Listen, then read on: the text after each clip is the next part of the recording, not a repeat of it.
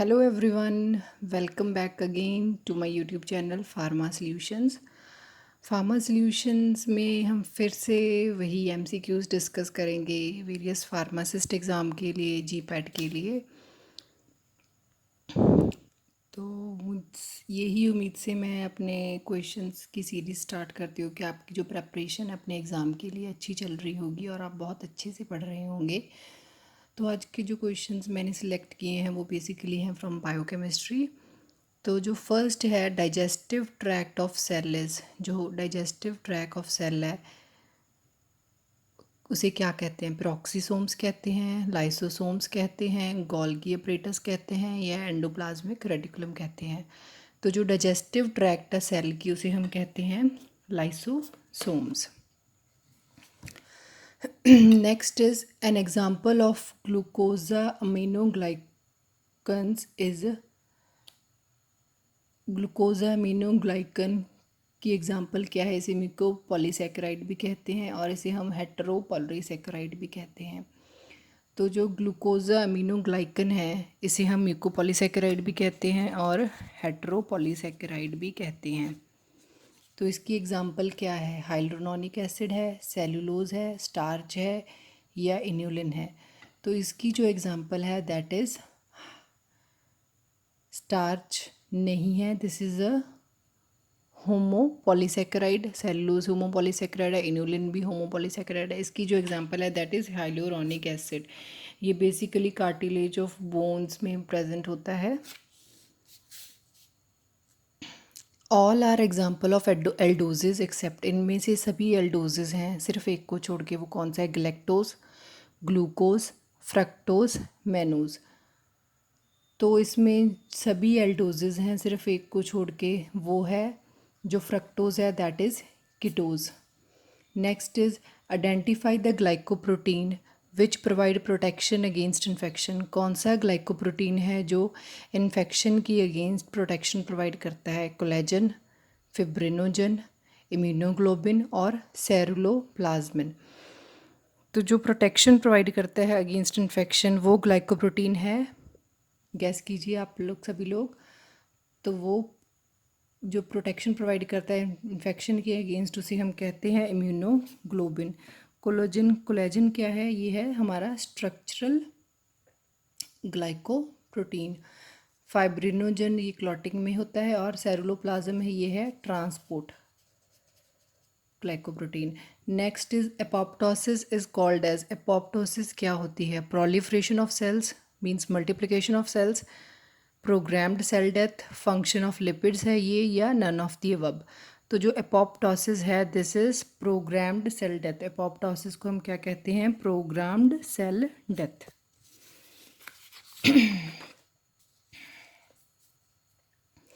Next is identify the unsaturated fatty acid. Unsaturated fatty acid कौन सा है? इनमें से आइडेंटिफाई करो। Acetic acid, propionic acid, arachidonic acid, linoleic acid या बोथ सी एंड डी। तो जो अनसैचुरेटेड फैटी एसिड है दैट इज़, अनसैचुरेटेड मीन्स जिसमें डबल या ट्रिपल बॉन्ड होता है, तो वो है arachidonic acid and linoleic acid. तो इसका आंसर आ जाएगा बोथ सी एंड डी।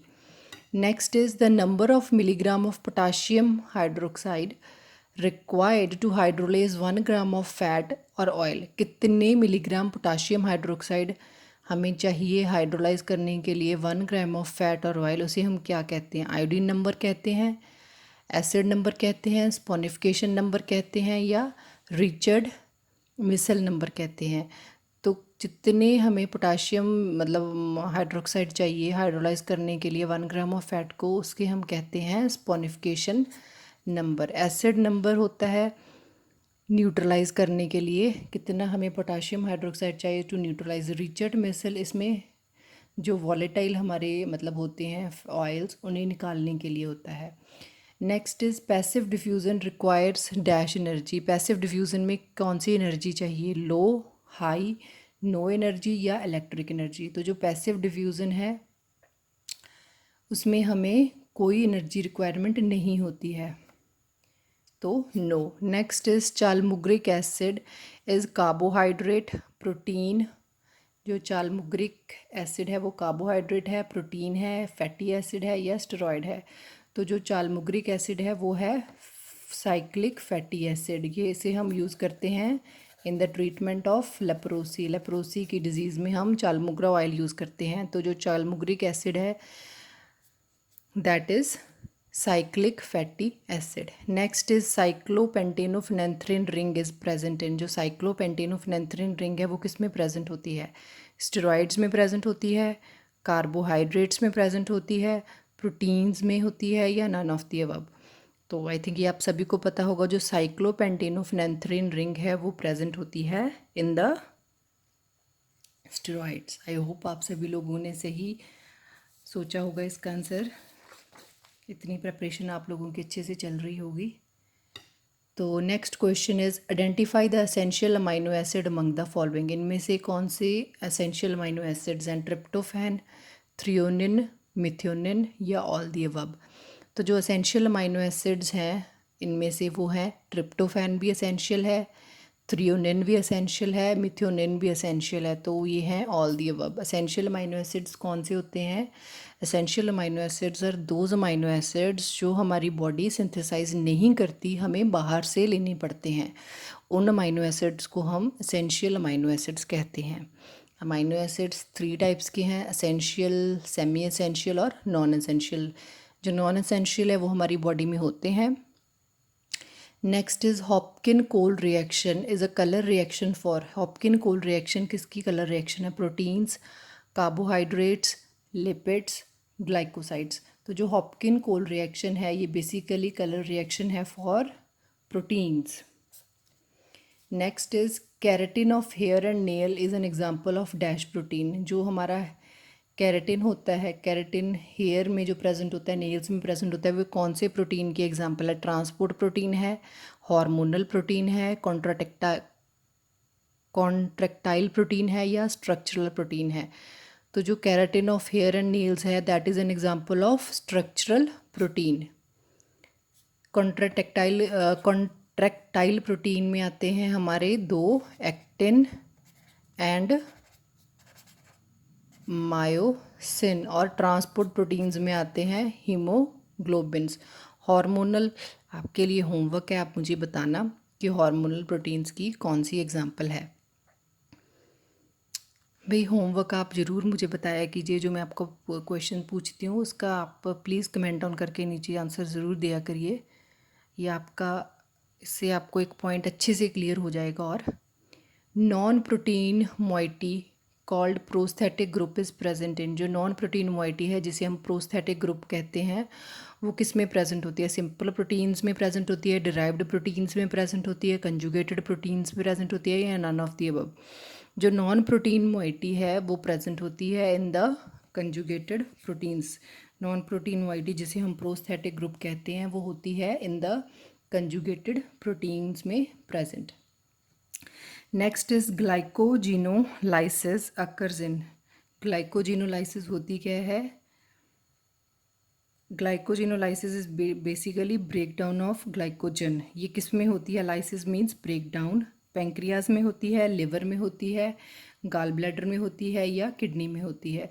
तो जो ग्लाइकोजिनोलाइसिस है वो होती है लिवर में। नेक्स्ट क्वेश्चन है number of ATP molecules formed at each oxidative step of citric acid cycle. कितने एटीपी मॉलिक्यूल्स बनते हैं each oxidative step of citric acid cycle में? 38, 12, 2 या 14। तो जो ईच स्टेप ऑफ मतलब ऑक्सीडेटिव स्टेप में जितने एटीपी मॉलिक्यूल्स बनते हैं that are 12। Next is glucagon is a peptide hormone secreted by dash cells of pancreatic hormone. जो ग्लूकागॉन है ये एक पेप्टाइड हार्मोन है, ये कौन से cells of pancreatic hormone secrete करते हैं? Alpha cells, beta cells, delta cells, या नन ऑफ दी अबव। तो जो ग्लूकागॉन है वो जो पेप्टाइड हार्मोन है वो सिक्रीट किया जाता है कौन से सेल से? Through alpha cells. Beta cell से क्या है? इंसुलिन होता है सिक्रीट, जिसे हम आइलेट्स ऑफ लैंगरहैंस कहते हैं, और डेल्टा सेल से होता है somatostatin secrete. Next pepsin is an example of which enzyme class? Pepsin कौन सी एंजाइम क्लास की एग्जाम्पल है? लाइगेज, हाइड्रोलेज, ऑक्सीडोरेडक्टेज या ट्रांसफरेज? तो जो पेप्सिन है वो एग्जाम्पल है of enzyme class that is hydrolase. Next is induced fit theory of enzyme, also known as, जो इंड्यूस्ड फिट थ्योरी है एंजाइम की उसे हम क्या कहते हैं? फिशर टेम्पलेट थ्योरी या सबस्ट्रेट स्ट्रेन थ्योरी या कोशलैंड थ्योरी या नन ऑफ द अबव? तो जो इंड्यूस्ड फिट थ्योरी है एंजाइम की उसे हम कहते हैं कोशलैंड थ्योरी, उसे हम कोशलैंड थ्योरी कहते हैं। और जो फिशर टेम्पलेट थ्योरी है इसका अनदर नेम है लॉक एंड की थ्योरी। तो that's all for the today MCQ session. तो आई होप कि आपको ये मेरे एमसीक्यूज़ जो मैंने सेलेक्ट किए हैं अच्छे लगे होंगे और आपको मेरा वीडियो भी अच्छा लगा होगा, इन्फॉर्मेटिव लगा होगा। तो अगर आपको ये मेरा वीडियो अच्छा लगा है तो प्लीज़ मेरे इस वीडियो को लाइक करें, इसे अपने फार्मेसी फ्रेंड्स के साथ शेयर करें और प्लीज़ मेरे चैनल को सब्सक्राइब करें। अच्छे से पढ़ें, अच्छे से अपने एग्ज़ाम की तैयारी करें और चैनल को सब्सक्राइब करें, बेल आइकन को प्रेस करें ताकि फ्यूचर में जब भी मैं कोई वीडियो डालूँ उसका जो नोटिफिकेशन है आपके पास साथी के साथ आता रहे। तो hope you like the video. If you like the video then please subscribe to my YouTube channel and please share it with your pharmacy friends. Thank you for watching my video.